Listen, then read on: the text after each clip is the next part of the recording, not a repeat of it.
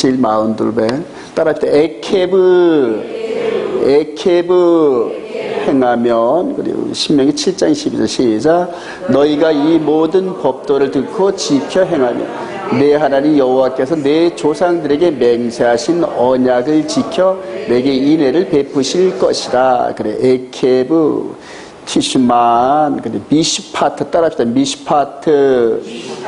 그 다음에 하브리트 언약. 그 다음에 하헤세드.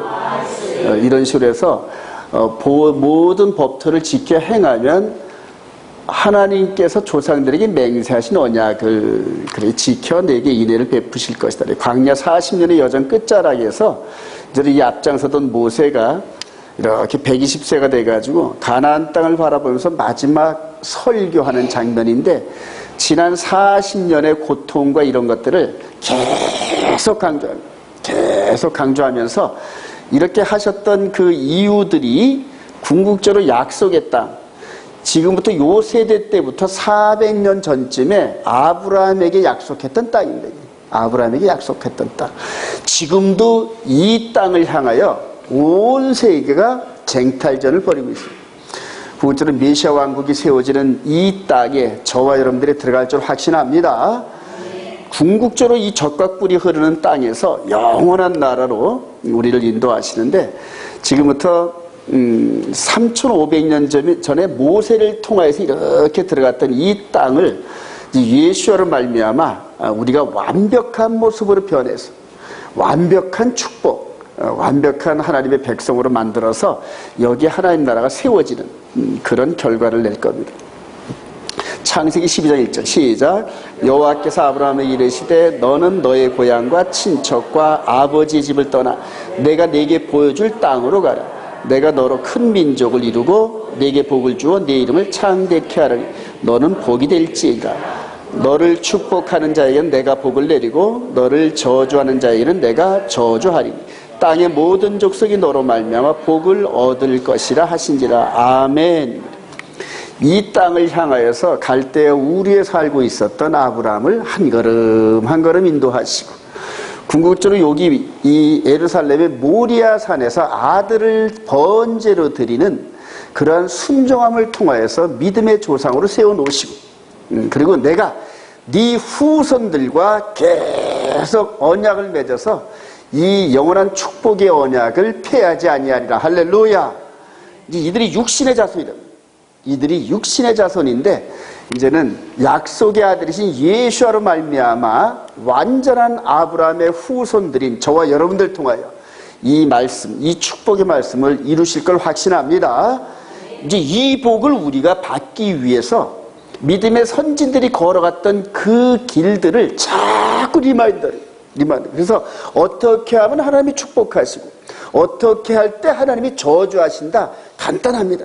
그걸 배워서 순종하자는, 지켜 행하면. 그래, 지금도 이 법이 그대로 이루어져 가지고 순종하면 축복이고 그 다음에 불순종하면 저주 아래 놓이고, 그래요. 똑같습니다.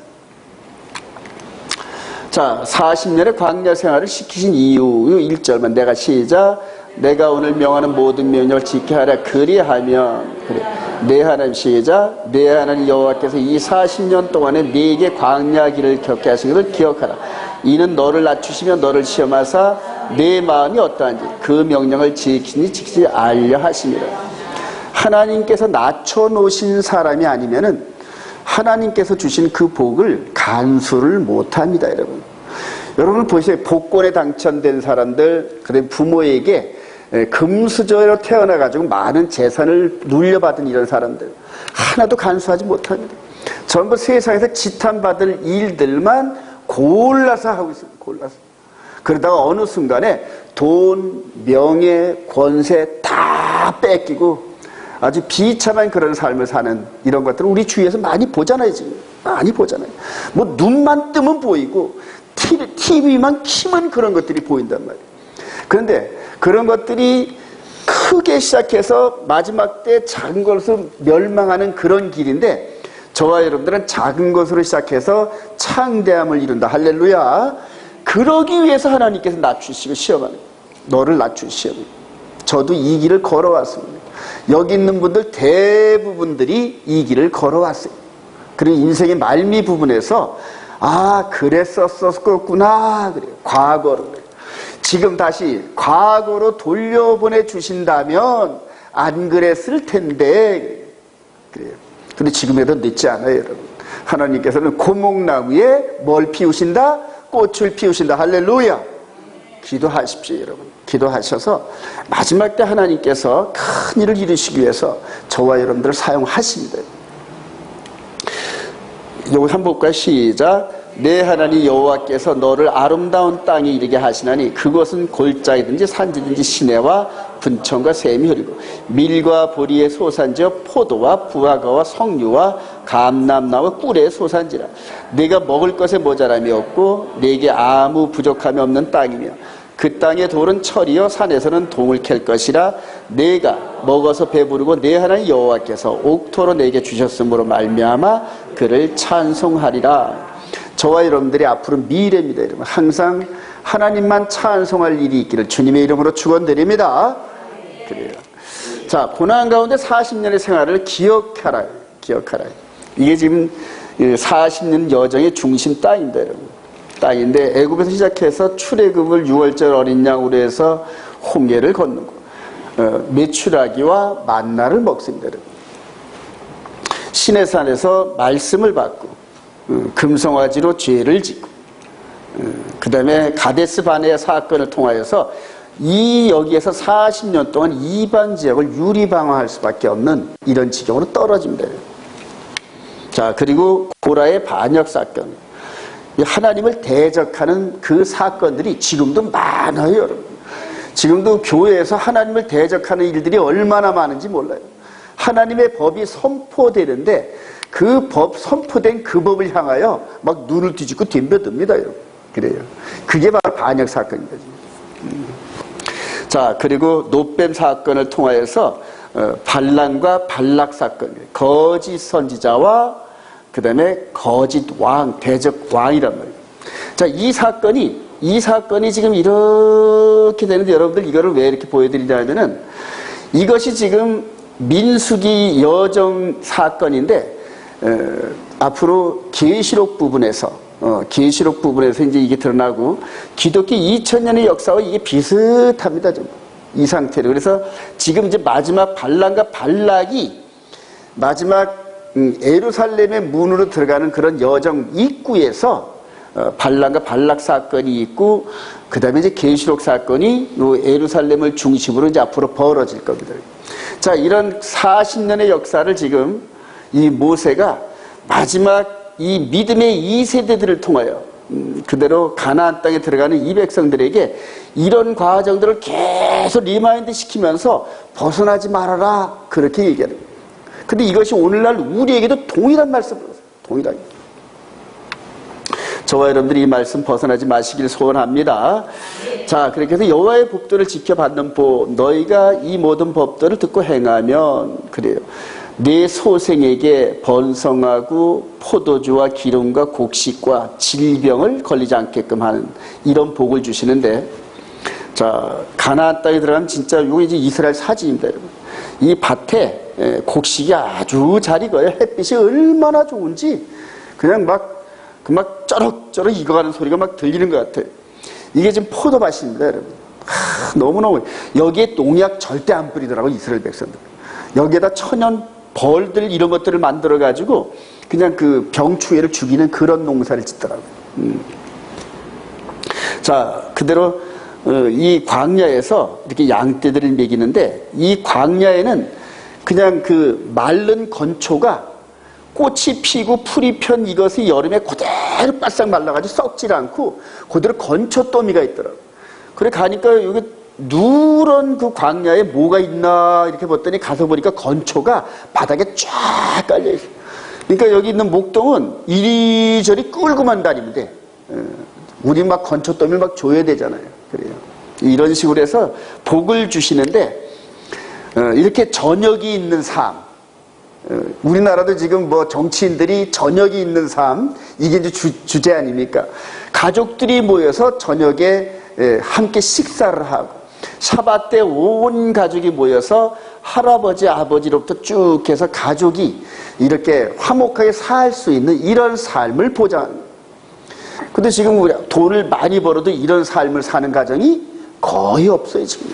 뿔뿔이 흩어지고, 자녀들과 밥 한 번 먹으려면은 그냥 약속을 해가지고 또 잡고 해서도 그렇게 힘이 들어요. 또 궁극적으로 이게 하나님께서 우리에게 주시고자 하시는 축복의 정말로 큰 밑거름이라는 얘기죠. 자, 이렇게 되기를 소망합니다. 자, 이렇게 해서 노예의 삶에서 자유인으로. 그래. 출애굽 이전에는 이 안에서 430년 동안 노예의 삶을 샀는데 이거는 저녁이 있는 삶이 아니에요, 이거는. 그냥 그대로 맨날 먹고 자고 일하고, 먹고 자고 일하고, 먹고 자고 일하고. 그래요. 이런 삶이었는데 이런 삶으로 인도해 주신다는 얘기예요. 근데 그 중간에 그냥 반드시 필요한 게 이 고난의 여정이라는 얘기예요. 광야 40년의 여정은 잘 감당하는 자에게는 그냥 축복의 밑거름이란 말이에요. 저 여러분들 대부분이 지금 이 과정을 거치고 끝자락에 지금 와 있어요. 끝자락에 와 있고 이제는 하나님께서 약속하신 이 복을 받아 누릴 수 있는 그런 지경이 와 있습니다, 지금. 자, 광야 생활의 교훈을 자녀들에게, 우리들만 갖고 있는 게 아니라 이걸 자녀들에게도 이제 전달하는데, 한번 읽어봅시다. 시작. 이러므로 너희는 나의 이 말을 너희의 마음과 뜻에 두고 또 그것을 너희의 손목에 매어 기호를 삼고 너희 미간에 붙여 표를 삼고 또 그것을 너희 자녀에게 가르치며 집에 앉아 있을 때든지 길을 갈 때든지 누워 있을 때 일어날 때든지 이 말씀을 강론하고 또 네 집 문설주와 바깥문에 기록하라. 그리하면 여호와께서 너희 조상들에게 주리라고 맹세하신 땅에서 너희의 날과 너희의 자녀의 날이 많아서 하늘이 땅을 덮는 날과 같으리라. 대대로 이 축복을 이어받기 위해서 자녀들을 어릴 때부터 신앙교육을 시키라는 얘기입니다.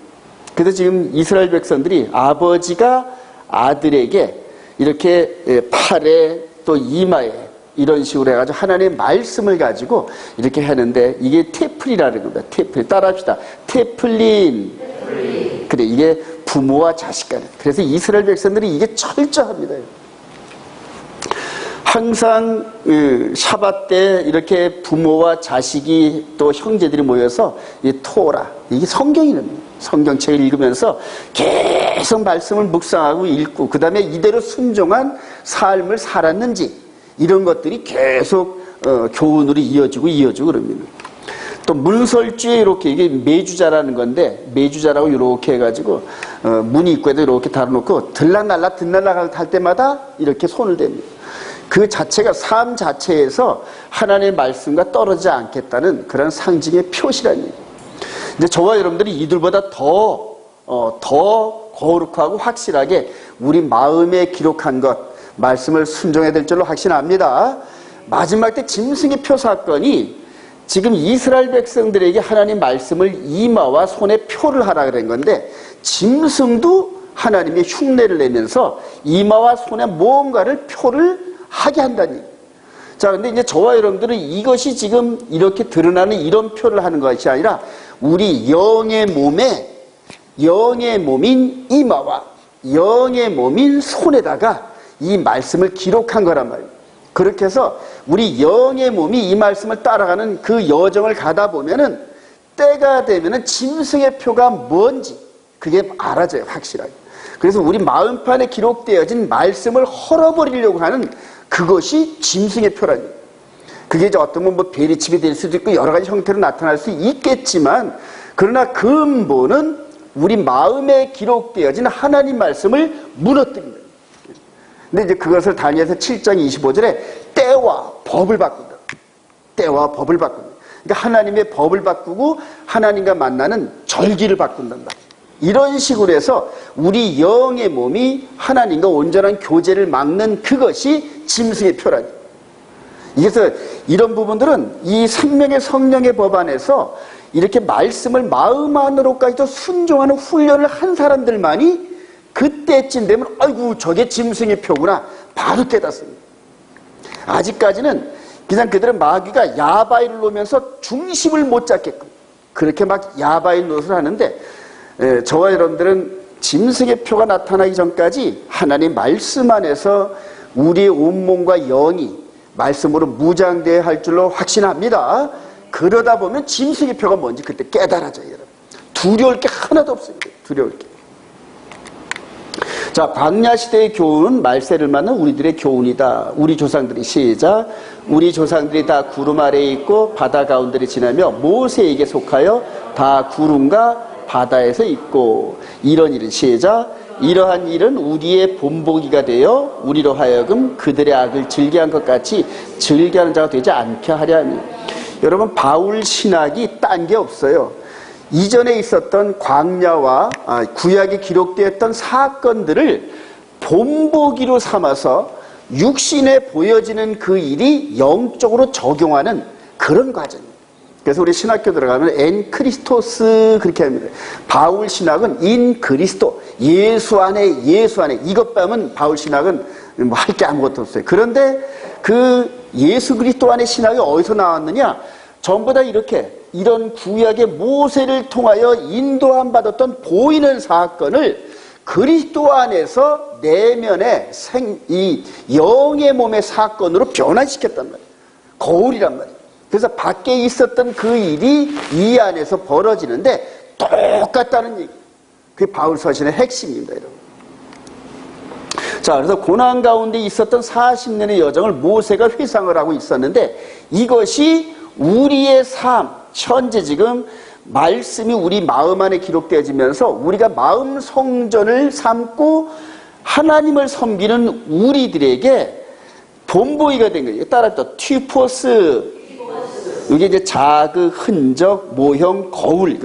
그래서 히브리서에 보면 모형과 그림자 이런 식으로 계속 설명하잖아요. 이렇게 섬겼던, 하나님을 섬겼던 이런 과정에서 희로애락이 있었단 말입니다, 여러분. 이런 과정이 그대로 몸 안으로 들어왔다는 얘기예요. 어려울 거 하나도 없습니다. 그래서 이 안에서 이루어지는 이 일들이 이런 모습으로 드러난다는 겁니다. 그래서 언약을 우리 마음판에 새기고 그 언약을 어겼을 때 짐승을 잡아들이던 이런 하나님의 섬김이 우리 마음 안에 들어와서, 즉 예수 그리스도를 통하여서 우리 마음의 세계로 들어왔다. 즉 영의 몸의 세계로 들어왔다. 할렐루야. 이렇게 해서 깨닫는다는 얘기예요. 바울 사도의 신학이 바로 이겁니다. 이렇게 보여졌던 이 사건이 이 안에 들어왔다. 이 얘기라는 얘기예요. 자, 광야에서 시험 받으신 예수 그리스도. 그래서 이제 광야에서 이렇게 백성들이 시험 받은 것처럼 예수 그리스도께서도 똑같은 과정에 이제 시험을 받습니다. 그때 시작. 그때 예수께서 성령에 이끌려 마귀에게 시험을 받으러 광야로 가서 40일을 밤낮으로 금식한 후에 줄이신지라. 시험하는 자가 예수께 나와서 이르되 내가 만일 하나님의 아들이거든 명하여 이 돌들로 떡덩이게 되게 하라. 예수께서 대답하여 이르시되 기록되었을 때 사람이 떡으로만 살 것이 아니요 하나님의 입으로 나오는 모든 말씀으로 살 것이라. 우리 신명기 8장에 말씀하셨죠. 사람이 떡으로만 사는 것이 아니요, 즉 육신의 몸은 떡으로 사는데 영의 몸은 하나님의 말씀으로 산단 말입니다. 할렐루야. 그 생명의 말씀을 예수께서 갖고 내려오셨다. 그래서 내 말이 곧 떡이요, 내 말이 곧 영이요, 이런 식으로 해가지고 그래요. 이렇게 해서 마귀를 통하여 세 번 시험을 물리치는 장면이 그대로, 즉 이스라엘 백성들이 광야 40년 여정 때 마귀한테 넘어가가지고 갈렙과 여호수아 외에는 다 탈락했단 말이에요. 자, 그런 과정을 농축시켜서 우리 주님께서 그대로 겪으셨어요. 광야로 나가셔가지고, 근데 이 이스라엘의 광야는 우리나라 광야하고 달라요, 여러분. 이제 가보시면 알겠지만은 낮에는 무지 뜨거워서 햇빛에 노출되기도 힘드는데 또 밤에는 무지 추워요. 밤에는 광야에서는.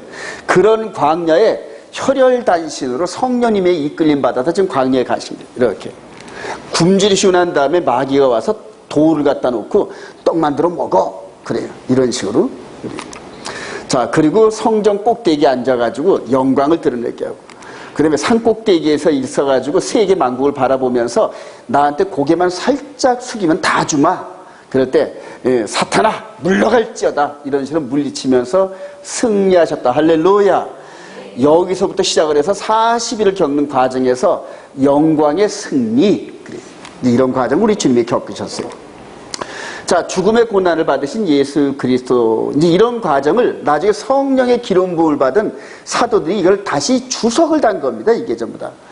자, 우리 히브리서 2장 7절 시작. 그를 잠시 동안 천사보다 못하게 하시며 영광과 존귀로 간을 씌우시며 만물을 그 발 아래 복종케 하셨느라 하였으니, 만물로 그에게 복종하게 하셨으니 복종하지 않은 것이 하나도 없어야 하겠으나 지금 우리가 만물이 아직 그에게 복종하지 않은 걸 보지 못하고 오직 우리가 천사들보다 잠시 동안 못하게 하심을 입은 자 곧 죽음의 고난을 받으심으로. 그래요. 즉 이스라엘 백성들은 40년 동안 그들은 육신의 고난을 받았는데 우리 주님은 죽음의 고난을 통과했어요. 죽음을 시작. 죽음을 맛보려 하심이라. 그러므로 만물이 그를 위하고 또한 그로 말미암은 이가 많은 아들들을 이끌어 영광에 들어가시게 하시니 이래 그들의 구원의 창시를 고난을 통하여 온전하게 하심이 합당하도다. 우리의 영적인 리더가 되시는 그분이 영적인 승리를 먼저 보여주셨다는 얘기예요. 그래도 육신의 몸을 입고 이 땅에 오셔서 마귀의 미혹, 영적 존재인 마귀의 미혹을 이기셨다. 할렐루야. 뒤따라가는 저와 여러분들도 이기게 하신다는 얘기입니다, 여러분. 그러니까 그분의 은혜로 그냥 딸려가는 그것이 아니라 그분의 은혜와 능력을 덧입고 우리도 마귀를 이긴다. 할렐루야. 이게 중요합니다, 이게. 세상 사람들은 지금 죄를 이기지 못한다, 이렇게 결론을 내버려요. 그리고 아예 하나님의 계명과 이런 거는 지킬 방법이 없다, 이런 식으로 얘기를 합니다. 즉 가데스의 반의 사건 때 거기 들어가자 그랬더니 거기 들어가면 우리 다 죽어. 여호수아와 갈렙은 그들은 우리의 밥이다, 이렇게 얘기했단 말이에요. 지금도 똑같아요. 지금 예수 그리스도의 능력을 덧입고 죄를 이길 수 있다와 그 다음에 죄를 이길 수 없는데 은혜의 열차를 타고 그냥 가는 거다, 이런 두 가지 신학적 관점이라고. 근데 제가 깨닫고 보니까 그들이 이기는 자 외에는 천국에 못 들어간대요. 그래서 계시록 7교회 때마다 이기는 자는. 그래요. 그래서 지금 이런 논점으로 계명도 못 지키고 죄도 못 이긴다, 이런 사람은 그들의 믿음의 고백대로 전부 다 이기지 못하고 멸망에 들어간다. 전부 그렇게 됩니다. 우리 주님이 십자가를 지시고 가셨어요. 그리고 달리셨어요. 예. 그리고 장사되셨어요. 자, 이런 과정을 이렇게 좀 광야 40년의 여정처럼 이렇게 겪으셨다는 얘기입니다. 이제 이것이 이제 유월절, 무교절, 그리고 부활하신 이 날이 초실절. 할렐루야. 이 고난의 가운데서 육신의 몸으로 고난에 참여하셔서 새로운 몸으로, 퍼펙트한 몸으로 거듭나면서 저와 여러분들 이런 몸을 주시겠다는 겁니다. 그래서 우리 고린도후서 5장 1절에 보면 땅에 있는 장막집이 이렇게 무너지면 그 다음에 손으로 짓지 않은 완벽한 몸의 형태인 부활체에다가 우리 영의 몸을 옮기신다는 얘기. 그래서 이렇게 해서 하나님 나라 백성 되게 하시겠다는 얘기. 예. 이해가 되시면 아멘. 이게 목표란 말입니다. 삶의, 우리의 가야 할 목표고 삶의 목표란 말입니다. 근데 이 목표를 향해서 이런 식으로 달려가고 있는 중이라면, 달려가고 있는 중. 그래요. 근데 이 부분이 그냥 그대로 저절로 다 이루어진다, 그렇게 하는 신학관과 우리가 달려가야 된다, 이렇게 하는 신학관, 이 차이라는 얘기예요. 그래서 이런 식으로 달려가는 목표를 달려가는 사람들에게는 성령께서 계속적으로 기름 부으시면서 그렇게 되게 하셔요, 여러분. 예. 자, 로마서 1장이다. 시작. 이 복음은 하나님의 선자들을 통하여 그의 아들에 관하여 성경에 미리 약속하신 거예요. 그의 아들에 관하여 말하면 육신으로는 다윗의 혈통에서 나셨고 성결의 영으로는 죽은 자들 가운데서 부활하사 능력으로 하나님의 아들로 선포되셨으니 곧 우리 주 예수 그리스도시라. 바울 사도가 이 과정을 보고 깨달은 거예요. 그래서 육신으로는 다윗의 후손으로 오셨지만은 그러나 다윗의 후손에 갇혀 있지 않고 성결의 영으로 부활하심으로 말미암아 하나님의 아들임을 입증하셨다. 할렐루야. 예, 그래요. 예수를 믿는 자는 힘이 있거나 하늘에 있습니다. 우리 빌립보서 3장 17절 쭉 보시다가 그들의 시작. 그들의 마침은 멸망이요 그들의 신은 배요 그 영광 그들의 부끄러움에 있고 땅의 일을 생각하는지라. 그러나 우리의 힘이 있거는 하늘에 있는지라. 거기로부터 구원하는 자 곧 주 예수 그리스도를 기다리고 그는 만물을 자기에게 복종하게 할 수 있는 자의 역사로 우리의 낮은 몸을 자기 영광의 몸의 형체와 같기 변케 하리라. 여러분 지금 그들의 마침은 했고 그리스도의 십자가의 원수로 행하는 이들이 누구냐 하면은 초대교회 때 초대교회와 사도들을 겁박했던 혈통적 유대인들을 얘기하는 겁니다. 그래서 유대인들을 통틀어서 그들은 땅의 일을 생각하는지라 그래요. 땅의 일을 생각하는지라. 즉 모세를 통하여서 출애굽돼서 가나안 땅에 들어갔던 이 사람들의 삶의 목표는 땅이라는 얘기입니다. 땅. 근데 그 땅을 향하던 훈련과 그 결과는 우리들에게 비춰지는 뭐다? 모형과 거울이란 말이에요.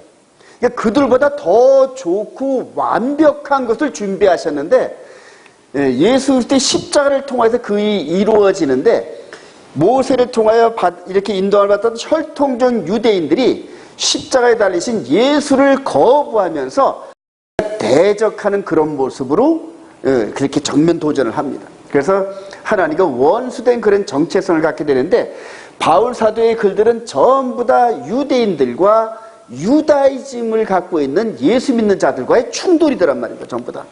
자, 그래서 육의 생각과 영의 생각이 충돌하는 것이 그게 초대교회와 함께 서신서의 모습이에요. 그래서 육신적 혈통적 유대인들이 추구하는 땅에서의 평강, 그러면 예수 그리스도 안에서 저와 여러분들의 영적인 평강, 이 차이란 얘기입니다.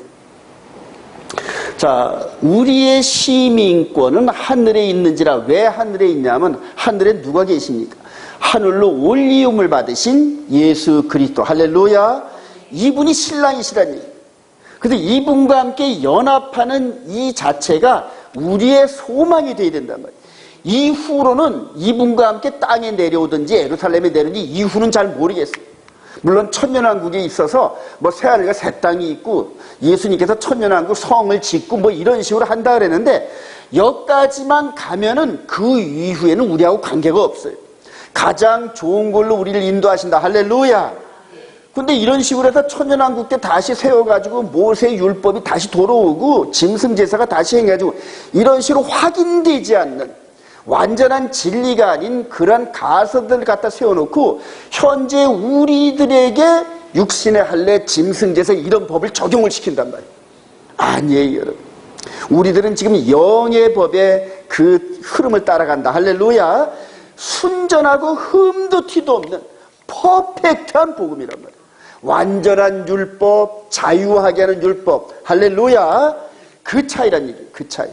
그래서 우리의 시민권은 하늘에 있다. 이분을 바라봐라. 이분을 바라. 그러니까 이분과 함께 이렇게 있으려면은 우리 영의 몸이 흠도 티도 없어야 돼. 그 길을 달려가라는 얘기예요. 그 길을. 그러기 위해서는 예수 그리스도 안에 있는 율법, 모세 율법 시스템이 아닌 예수 그리스도 안에 있는 율법을 따라가야 된다는 얘기예요. 이게 너무너무 중요한 거예요. 자, 예수 믿는 자 소망에는 영원한 삶이에요. 우리 고린도 15장 10절 시작. 만일 죽은 자가 다시 살아나는 일이 없으면 그리스도도 다시 살아나는 일이 없을 테요. 만일 그리스도 안에서 우리가 바라는 것이 다만 이 세상의 삶뿐이면 모든 사람 가운데 우리가 더욱 불쌍한 자니라. 즉 이 세상의 축복과 잘 먹고 잘 사는 이것도 물론 나쁜 거 아니에요, 여러분. 중요합니다. 근데 그거를 뛰어넘는 퍼펙트한 영의 몸이 드러나는 그 세상을 바라보라니. 이스라엘 백성들이 현재 지금 예수를 모르는 백성들이 땅의 것에다가 모든 포커스가 맞춰져 있어요. 그래서 현재 지금 이스라엘 땅, 그 다음에 부유함, 이런 모든 이런 것들, 즉 거기에 포커스가 맞춰져 있는데 예수 그리스도 안에 있는 자는 이 세상의 삶에 있는 너머에 있는 그 삶을 바라보는 거라고. 자, 고린도전서 15장 4 시작. 죽은 자의 부활도 그와 같으니 썩을 것으로 신고 썩지 않을 것 다시 살아나니 욕된 것으로 신고 영광스러운 것으로 다시 살아나니 약한 것으로 신고 강한 것으로 다시 살아나며 육의 몸으로 신고 신령한 몸으로 다시 살아나니 육의 몸이 있은즉 또 영의 몸도 있느니라. 바울 사도의 신학의 키포인트가 육의 몸과 함께 영의 몸입니다.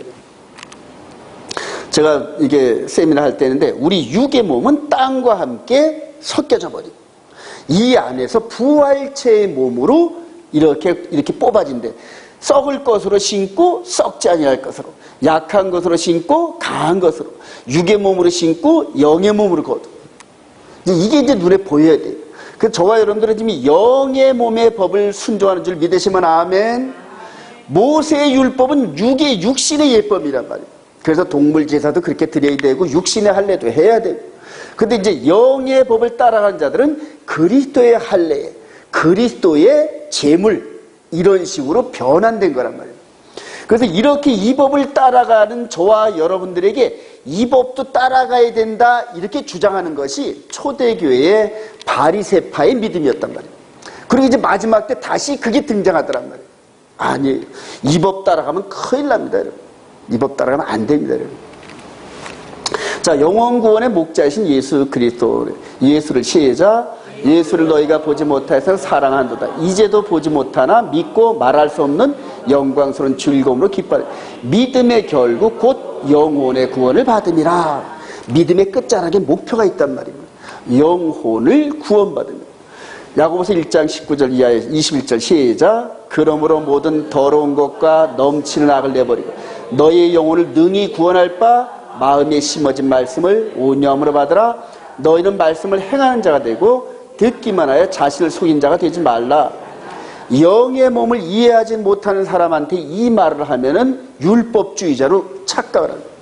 근데 야고보 사도는 여기서 육신의 몸의 행함이 아닌 영의 몸의 행함을 얘기한 거란 말이에요.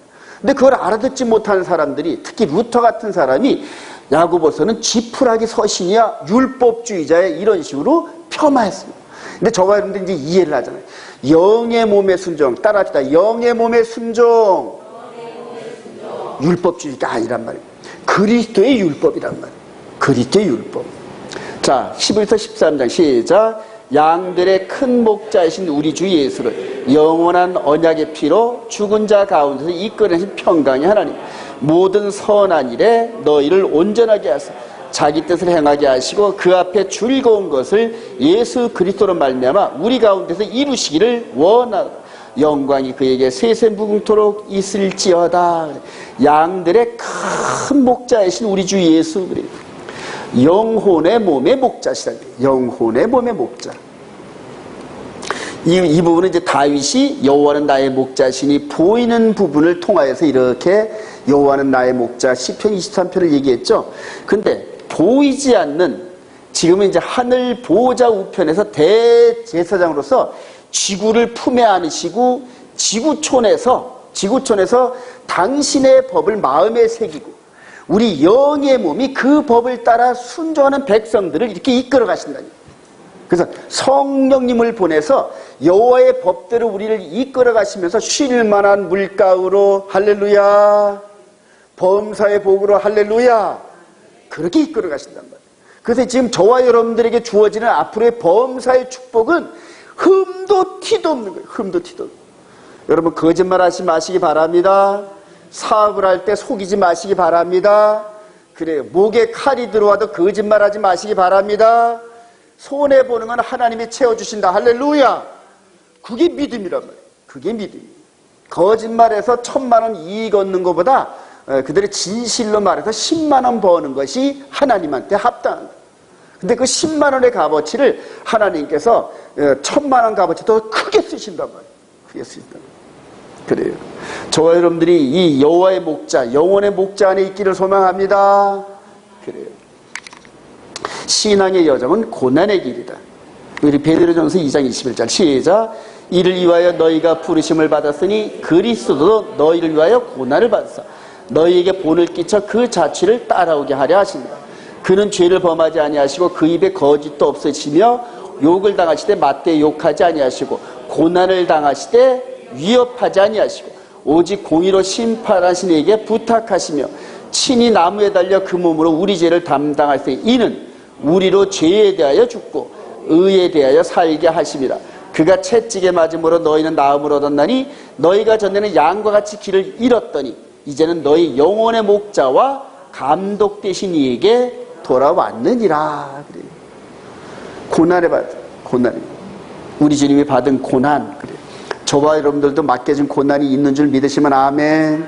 그 고난을 저와 여러분들이 짊어지라니. 그 고난을. 시편 119편 60절 시작. 고난당하기 전엔 내가 그릇 행하였더니 이제는 주의 말씀을 지키나이다. 고난당한 것이 내게 유익이라. 이로 말미암아 내가 주의 율례들을 배우게 되었나이다. 다윗이 그 당시에 영의 몸에 대한 이런 그 비전을 무지하게 많이 봤습니다. 육의 몸이 아닌 영의 몸의 비전. 시편 150편 중에서 90편 정도가 다윗의 시예요. 얼마나 고난을 많이 받았는지 이 마음의 고난이란 말이에요. 아들이 자기한테 덤벼들다 죽지를 않나, 형제들끼리 그냥 간음 사건이 일어나가지고 남의 입에 오르내리질 않나, 자기는 솔선수범해서 남의 아내를 뺏어다가 자기 마누라 만들어 놓고 그 남편은 죽이질 않았나. 그래. 완전히 죄의 종합 선물 세트 같은 집안이 다윗 집안이에요. 이런 고난을 그냥 영적으로 고민하면서 하나님 앞에 기도하고 회개하는 그런 가운데서 그 당시에 드물게 육의 몸의 고난이 아닌 영의 몸에 대한 이런 고난을 깊이 깨달아요.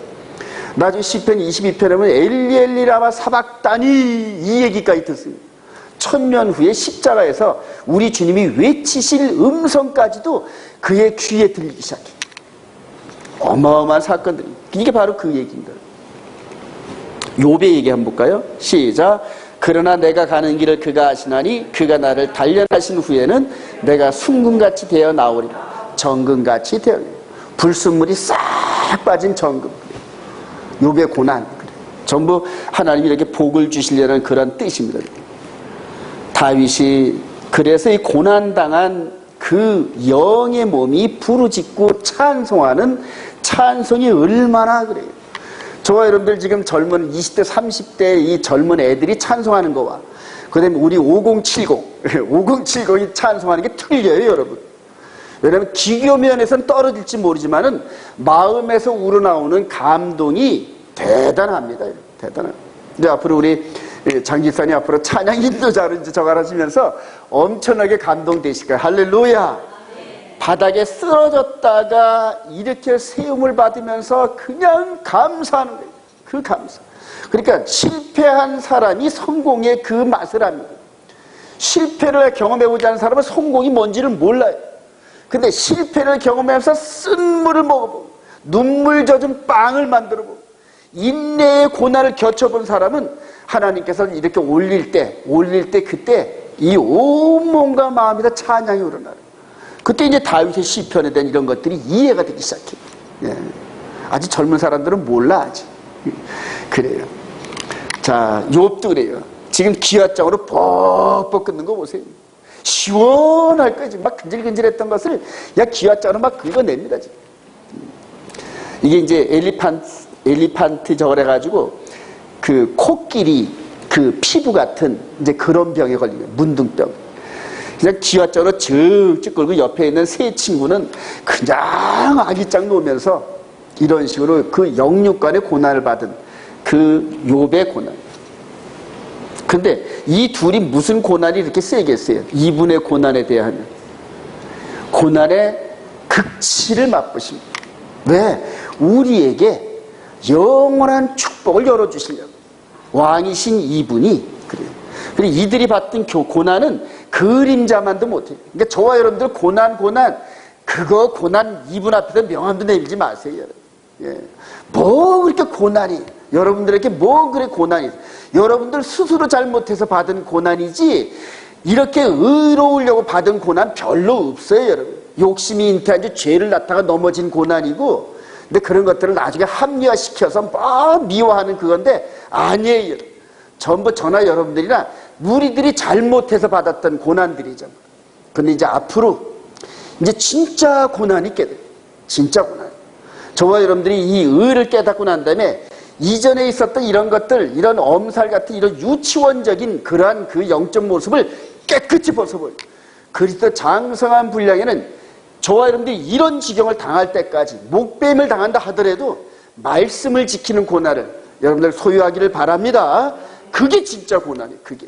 주의 말씀을 위해서 받는 고난이 진짜 고난이지 죄 지은 상태에서 받아 쓰러져가지고 하나님이 주시는 징계는 그건 고난이 아니란 말입니다. 착각하지 마세요. 그러면서 정말로 정금 같은 고난을 이 교회에다 쏟아넣으시기 바랍니다. 하나님께서 마지막 때 이 온 이스라엘 교회를 통하여서 예루살렘의 포지션을 잡고 그 다음에 메시아닉 주들과 정말로 좋은 메시아닉 주 아주 지금 이제 안테나에 잡히기 시작했어요. 그렇게 해서 생명의 성령의 법으로 그렇게 해서 정말로 고난을 인내하면서 이분이 주신 능력과 권세로 정말로 마지막 때 큰 사역 감당하시기를 원합니다. 그래, 그 고난, 바울 사도의 고난 보세요. 그냥 그대로 40에 한 대에 지금 39대 태장을 몇 번씩 5번씩 맞았다.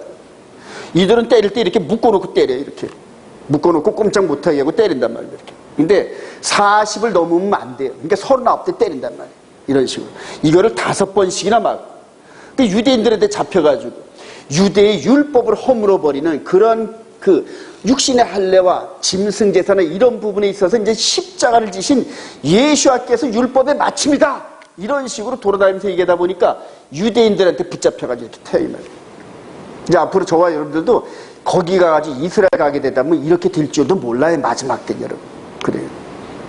자, 이런 가운데서 돌에 맞아가지고 죽은 줄 알고 질질질 끌려다가 그 시체들 많은 곳에 버림을 당해가지고, 근데 하나님의 은혜로 일어나가지고 툭툭 털고 다시 들어가자 그러면서 하나님 나라에 들어가려면 많은 고난을 거쳐야 된다, 그렇게 얘기하잖아요. 사도행전 13장에서. 자, 그리고 이 빌립보 감옥에 이렇게 착고에 차여가지고 있을 때 찬송을 했어요. 이 바울과 실라죠. 찬송을 했더니 옥토가 무너져가지고 이런 식으로 했어요. 이런 고난, 그래. 저와 여러분들이 주님의 말씀 때문에 감옥에 갇혀본 적이 있나요? 이게 남한테 이렇게 핍박받아본 적이 있나요? 없어요, 여러분. 그래요. 자, 그냥 가는 곳곳마다 유대인들이 그 지역의 유지들을 동원해가지고 전부 다 이렇게 핍박을 합니다. 가는 곳곳마다. 어느 한 곳에 가서 편안히 밥 먹고 등 대고 잠잘 시간이 없었어요, 여러분. 그래요. 강을 따라다니다가 바다에 파선하기를 밥 먹듯이 하고 그래요. 맨 마지막에 이제 로마 감옥에 gat혀가지고 이 옥중서신을 기록하는 장면이에요. 이때 이 고난의 마지막 엑기스를 지금 바울 사도에게 짜내는 겁니다. 짜내는 거예요. 그러니까 이 의로운 고난을 받으면 영의 세계가 확 열려버려요. 영적인 세계. 그러니까 세상에 아무런 소망이 없이 지금 이제 사형 집행 날짜를 받으면서 마지막 디모데 후서를 기록하고 에베소서를 기록하고 빌립보서를 기록하면서 그냥 바울 사도가 그냥 막 기름이 뚝뚝뚝뚝뚝 떨어진 듯한 엑기스 기름이 이 안에 묻어 있어요, 여러분. 그래서 그런 서신서들을 읽으시면서 같은 감동을 받으셔요. 궁극적으로 이렇게 로마 시민들은 십자가 형틀에 매달리지 않고 참수형을 당합니다. 이렇게 참수형을 당할 권리가 있어요. 요거는 잠깐 고통당합니다. 마지막 참수형을 당하기까지 이 바울 사도의 고난이. 한번 고백한 거 볼까요? 우리 고린도 11장 23절 시작. 그들이 그리스도의 일꾼이냐 정신말을 하길 나는 더욱 내가 수고를 넘치도록 하고 옥에 갇히기도 더 많이 하고 매도 수없이 맞고 여러 번 죽을 뻔하였습니다. 유대인들에게 40이 하나 가만내를 5번 맞았습니다. 3번 태장으로 맞고 1번 돌로 맞고 3번 파선하고 일주일을 깊은 바다에서 지냈습니다.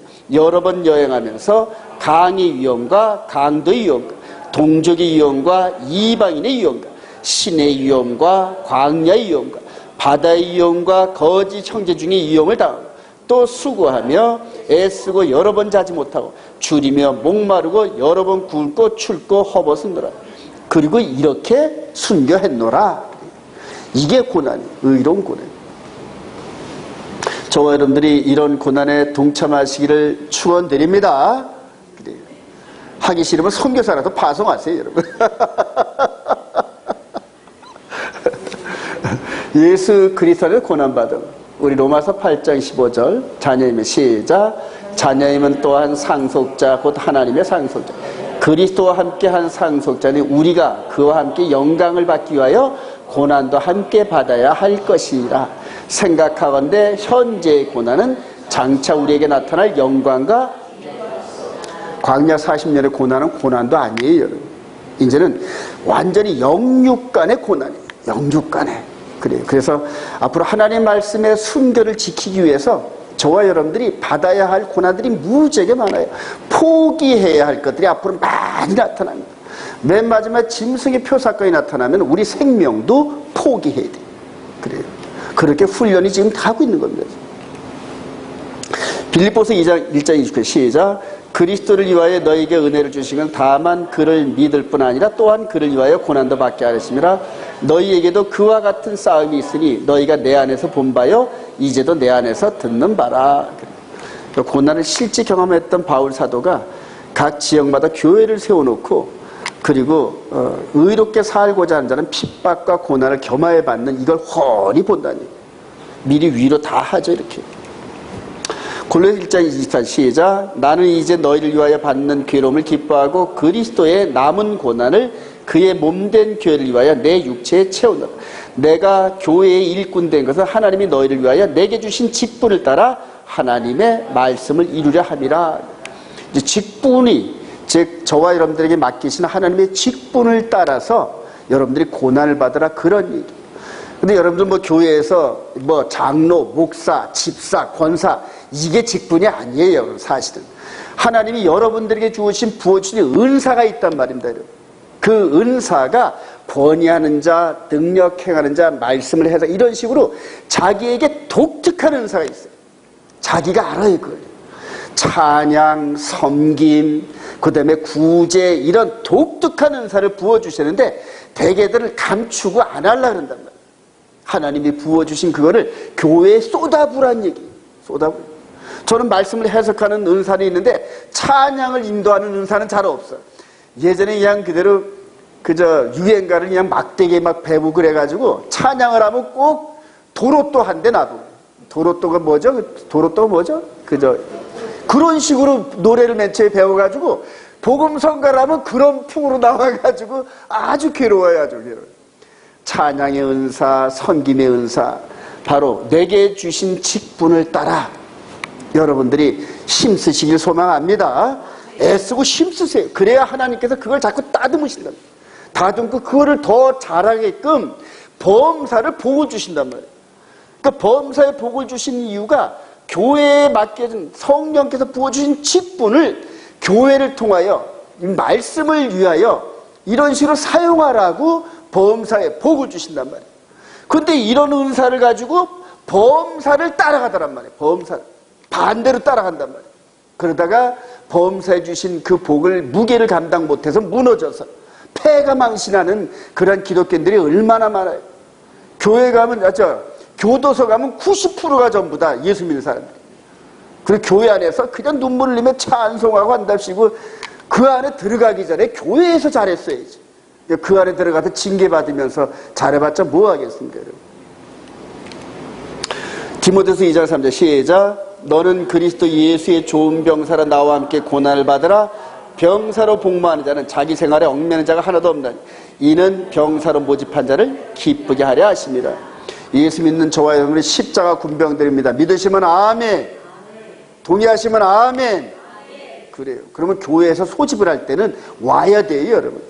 교회에서 하나님과 만나는 그런 모회딤 때에 소집을 하면은 열일을 제펴놓고 와야 된다니. 근데 세상에 범사가 너무 바빠서 못 하더라. 그래요. 피곤해서 못 하. 피곤한 걸 조금 줄여, 그쪽에서. 그러니까 100만 원 소득을 60만 원, 70만 원으로 줄여. 그래요. 그리고 이런 부분에서 교회에다가 그 직분의 달란트를 쏟아넣지. 하나님이 60만 원, 70만 원 이런 그 범사의 축복을 600만 원, 700만 원, 6억, 7억씩 폭발을 시키셔요. 하나님이 여러분 사업에 기름을 부으셔야 하나님 그 여러분 사업이 부흥되지. 여러분들이 밤낮 없이 열심히 해가지고 이루는 그거는 어느 한순간에 그대로 무너져요. 그대로 무너집니다. 내 육신이 무너지는 순간에 그대로 무너져버려요. 아무것도 가치가 없어요. 대신 하나님의 이 직분을 최우선으로 섬기면서 올인을 해보세요. 범사의 복은 그냥 따라옵니다. 예전에 비포장도로에 큰 덤프차가 달리면 먼지가 뒤에 그냥 누렇게 따라. 목표를 향해서 달려가면 먼지가 이렇게 나듯이 여러분들이 교회를 놓고 생각의 패러다임을 바꾸면은 이런 식으로 일을 하면 여러분들의 삶의 범사는 그렇게 먼지 따라오듯이 따라오는 게 복이에요. 그걸 깨닫는 자만이 주님이 주시는 범사의 복을 받을 수 있어요. 동의하시면 아멘. 저는 사업을 해봐서 안다는 얘기입니다. 이 영적 비밀을 통하여서 하나님께서 때로는 여러 가지 사명을 맡기는데, 군대에서 전쟁을 하려면 앞에 나가서 총칼 들고 싸우는 병사도 필요한데 뒤에서 밥 해주고 옷 주고 이런 식으로 병참하는 이런 사람도 꼭 필요합니다. 저와 여러분들이 이 예루살렘과 이런 부분에서 앞으로 영적 전쟁을 크게 할 터인데 많은 물질이 필요해요. 그 물질을 맡기는 군수장교를 또 선임한단 말입니다. 그러니까 그런 사람들을, 신실한 사람들을 하나님이 맡기신다. 하나님이 주신 그 물질을 교회에다 갖다 이렇게 사용하게 하는데, 개인적인 폼 안 내고 교만하지 않고 무게에 무너지지 않는 그런 일꾼들을 뽑으신다. 좀 세상에 범사에 보십시오. 그냥 돈깨나 있는 장로들 와서 교회 와서 거들먹거리면서 목사 알기를 우습게 알고, 강남이나 이런 데서 목사가 이런 식으로 잘못한 걸 지적하면은 장로들 몇 명이 와가지고 어깨춤 이렇게 하면서 목사님 앞으로 그런 설교하시면 곤란합니다, 이런 식으로 협박이 나와요. 그러니까 교회가 그렇게 무너지는 교회가. 이제는 온 이스라엘 교회나 앞으로 생명의 성령의 법 안에 있는 이런 모든 성도들은 자기 직분에 따라서 생명 바쳐 헌신하는, 이해가 되시면 아멘. 그렇게 하기 원하시면 아멘. 그럴 때 쓰신다니, 하나님께서. 그럴 때 쓰셔요. 예수 그리스도 안에서 주어지는 이제 축복. 근데 이제 고난만 얘기했는데 사실은 복이 더 커요, 여러분. 복이. 그래요. 요한 3서 읽어보겠다. 시작. 장로인 나는 사랑하는 가이요 곧 내가 참으로 사랑하는 자에게 편자. 사랑하는 자여, 내 영혼이 잘된 같이 내가 범사에 잘되고 강건하기를 내가 간구하라. 형제들이 와서 내게 있는 진리를 증언하되 내가 진리 안에서 행한다니 내가 심히 기뻐하노라. 내가 내 자녀들이 진리 안에서 행한다함을 듣고 더 기쁜 일이 없도다. 내 영혼이 잘된 같이. 그래. 이 구절 가지고 이제 어떤 목사님은 평생을 이렇게 울고 잡숴가지고 어마어마한 교단을 만들었는데 전부 다 썩어 문드러지지 않습니까? 지금 그 당사자부터 무너져버려. 그래요. 큰 물질 때문에 부모와 자식 간에 싸우고 장로들과 싸우고 사회에 신문이 대문자가 열리면서 그게 무슨 망신입니까? 이제 보통 80이 넘으시는데 조금 있으면 이제 하나님 나라에 심판받으러 가야 할 텐데 뭔 돈이 그렇게 필요하고 뭔 권력이 이렇게 필요하고 그냥 툭툭 털고 그렇게 가야 할 그런 건데, 그런데 내 영혼이 잘된 같이 이게 전제가 된다. 영의 몸이 진리의 말씀 따라 순종하는 이것을 영혼이 잘된다. 그 다음에 범사가 따라온단 말이에요. 가이오 장로가 그냥 영혼이 잘되면서 하나님이 부어주는 축복으로 모든 순례자들을 섬기는 거예요. 그냥 섬기는 거예요. 옛날에 순교자는 순례자는 말씀 따라 아무것도 안 갖고 다녀요. 지팡이 하나만 갖고 다닌단 말이에요. 근데 여기 와서 얻어먹고 저기 가서 얻어먹고 다음 여비를 이 교회에서 주고 또 이런 식으로 해가지고 그런 순례자들을 가이오 장로가 얼마나 잘 섬겼는지 그냥 교회마다 소문이 나더라. 할렐루야. 저와 여러분들이 그렇게 되기를 소망합니다. 이게 진짜 축복이란 말이에요. 빌립보서 4장 18절 시작. 내게는 모든 것이 있고 또 풍족하니라. 에바브로 디도편에 너희가 준 것을 받음으로 내가 풍족하니 이는 받으실 만한 향기로운 제물이요 하나님을 기쁘시게 한 것이라. 나의 하나님이 그리스도 예수 안에서 영광 가운데 그 풍성한 대로 너의 모든 쓸 것을 채우시라. 할렐루야. 그래요. 선교 헌금 보냈고 돈만 보낸 게 아니라 마음과 기도를 한보따리 싸서 보냈고, 그래서 빌립보에서만 왔다 그러면 그냥 바울 사도가 그 고난 가운데서도 평강을 얻고 입이 쫙 찢어져요. 빌립보 교회에 루디아 권사가 있었고 옥사장 장로가 있었고 그래요. 유럽 대륙에 와서 첫 번째 이 교회를 세운 데가 빌립보 교회인데 그 루디아 권사의 사랑과 헌신을 잊지를 못하는 거예요. 그러니까 가는 곳곳마다 바울 사도가 기도하는데 제일 먼저 누구부터 기도한다? 루디아 권사더라. 할렐루야. 주의 종이 기도할 때 머리에 생각나게끔 여러분들이 하세요. 여러분. 그래요. 그렇다고 저한테 개인적으로 잘하는 게 아닙니다. 교회 안에서 충성한 사람들은 첫째 성령님이 인정하시고 그 다음에 목사가 보여요, 여러분들. 그래서 그 사람을 놓고 그냥 기도하는 거예요. 그냥 그들이 넘어지고 힘들 때는 그냥 여기 간대상에 앉아놓고 기도하고 막 그렇게 하냐. 붙잡고 기도합니다. 여러분들이 다 그런 종들이 되기를 소망합니다. 바울 사도와 빌립보 교회 성도들의 사이였단 말이에요. 디모데 4장 7절 시작. 나는 선한 싸움을 싸우고 나의 달려갈 길을 마치고 믿음을 지켰으니 이제 후로는 나를 위하여 의의 면류관이 예비되었으므로 주 곧 의로우신 재판자의 그날에 내게 주실 것이며 내게만 아니라 주의 나타나심 사모하는 모든 자. 디모데 후서가 옥중서신이고 마지막 장 부분들이란 말이에요. 마지막 정리한다. 마지막 나 이제 죽을 날 받아놨다. 두려워하지 말아라. 그러면서 하늘에 큰 면류관이 준비되어 있다. 이 면류관이 의의 면류관이 최종 복입니다. 할렐루야. 이게 안 보이는데 이걸 보고 바울은 쫓아갔단 말이에요. 세상에 보이는 범사의 축복 이런 부분들도 중요하지만은 그 너머에 있는 최종 면류관. 그리고 디모데에게 이것을 바톤 터치하고 넘겨줍니다. 그래요. 야고보서 1장 12절 시작. 시험을 참자는 복이 있나니 이는 시련을 견뎌낸 자가 주께서 자기를 사랑하는 자들에게 약속하신 생명의 면류관을 얻을 것이기 때문이라. 야고보 사도가 낙타 무릎이라 그러잖아요. 그죠? 얼마나 기도를 많이 했는지. 바로 생명의 면류관. 생명의 면류관. 최종 목적. 이거를 복 주시려고. 이 복을 주시려고 저와 여러분들 계속 낮추고. 잘못하면 징계하고. 그래요. 근데 끝내는 한번 쓰십니다. 할렐루야. 제가 이제 올해 64인데, 얼마나 남았겠어요. 이제는 어디든지 가오리다. 이제 아들 다 장가 보내놓고, 우리 집사람하고 둘만 이게 덜렁 남았는데, 어디를 보내든지 가겠다니. 죽음 있는 그 현장에도 가겠다니. 왜냐하면 이게 보입니다. 생명의 면류관이 보인다니. 육신의 예법과 생명의 성령의 법입니다. 고난 가운데 40년 이거는 보이는 범사 중요합니다. 이게 나쁘다는 게 아니에요, 여러분. 근데 이거를 최종 목표로 붙잡고 놀아주면 안 된다는 겁니다, 여러분.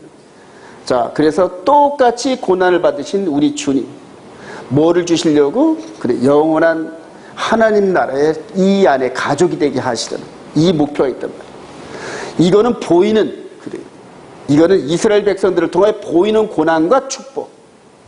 애굽의 종살이에서 저녁이 있는 삶으로 인도하시기 위해서. 그런데 이제는 이거는 모형과 그림자, 토포스였단 말이에요. 이제는 예수 그리스도의 죽음과 부활을 통하여 영생하는 그 나라의 백성이 되게 하고 영원한 축복을 저와 여러분들에게 주시기 위해서. 할렐루야. 혈통적 유대인들은 이거는 보이는데 이게 안 보인단 말이에요. 이게 안 보여요. 예수와를 영접을 안 했기 때문에. 그래서 저와 여러분들에게 이들에게 지금 이 부분을 전하는 그런 책임을 주십니다. 이방인들이 이스라엘 백성들을 깨우는 데 사용한답니다. 맨 처음에는 이 백성들이 우리들에게 복음을 전해줬는데 이제는 예수와의 완전한 축복을 우리들이 이렇게 전하는. 그래서 서로 다 쌤이란 말이에요. 쌤. 이제 온 이스라엘 교회가 이 사명 감당해야 될 줄로 확신합니다. 그래요. 영혼의 목자이신 예수 그리스도의 능력을 덧입고 승리합시다. 광야에서 똑같은 시험들입니다. 맨 처음 먹고 마신. 여기에 넘어진 사람들이 너무나 많아요. 물질에 넘어진 사람들이 너무나 많습니다. 이게 초보 단계의 시험이에요. 그 다음에 이제 명예, 그 다음에 세상 권세, 이런 부분들. 마귀가 던져주는 세 가지 유혹입니다. 이것을 단호하게 물리치고, 사탄아, 물러가라! 이게 영적 교훈입니다. 이분을 덧입고 저와 여러분들이 이렇게 승리하면서 이분이 부어주신 이름을 우리 이마에다 다 새깁니다. 마지막 때 이제 이렇게 새겨놓습니다. 계시록 14장 1절 시작. 또 내가 보니 보라 어린 양이 시온산에 섰고 그와 함께 13만 4천이 서 있는데 그들의 이마에는 어린 양의 이름과 아버지의 이름을 쓴 것이 있더라. 이 사람들은 여자, 음료를 얘기하는 거예요. 변질된 교회. 여자와 더불어 더럽히지 아니하고 순결한 자라 어린 양이 어디로 인도하든지 따라하는 자라. 사람 가운데서 속량함을 받아 처음 익은 열매로 하나님과 어린 양에게 속한 자들이 그 입에 거짓말이 없고 흠이 없는 자들이라. 육신적으로 얘기하는 게 아니라 영의 몸에 흠이 없다는 겁니다. 영의 몸에. 이들에게 지금 천군 천사를 통하여 우리 이마와 손에 하나님의 이름으로 임박자. 마귀도 똑같은 흉내를 내는 거예요. 마귀도. 그런데 하나님은 지금 보이지 않는 영적인 그러한 메시지를 이마에다. 그러니까 저와 여러분들에게 여기에 예수와 야훼 이해가 되시면 아멘. 궁극적으로 이 축복 주시려고. 이 축복 주시려고. 결론입니다. 시작. 광야 40년의 고난은 아주 힘든 여정이었습니다. 그리고 그 시험을 통과한 자들이 극히 적은 것은 아주 안타까운 일. 그러나 광야 여정의 시험은 자유로운 신분으로 가나안 땅에서 누릴 축복에 비하면 능히 견딜 만한 가치가 있는 것이었습니다. 이제 더 큰 영원한 축복으로 우리들에게 다가오는 하나님의 나라가 있습니다. 그 나라에 직접 가본 경험이 있는 바울 사도는 우리들이 현재 받는 고통 정도는 장차 받을 영광에 비하면 비교조차 할 수 없는 큰 것이라고 증언합니다. 이런 위대하고 놀라운 영생의 축복을 주시려고 주님께서 십자가의 고난을 감당하신 것입니다. 이제 주님께서 십자가로 승리하신 것처럼 저와 여러분들도 마귀의 미혹에서 이겨야 합니다. 그렇게 승리한 백성들에게만 영원한 나라가 주어지는 것입니다. 주님 다시 오실 때가 점점 다가오면서 마귀의 악한 것들이 동시에 극성을 부립니다. 이런 모든 혼란을 오직 기록된 말씀만을 붙잡고 승리하시는 성도들이 되시기를 주님의 이름으로 축원드립니다.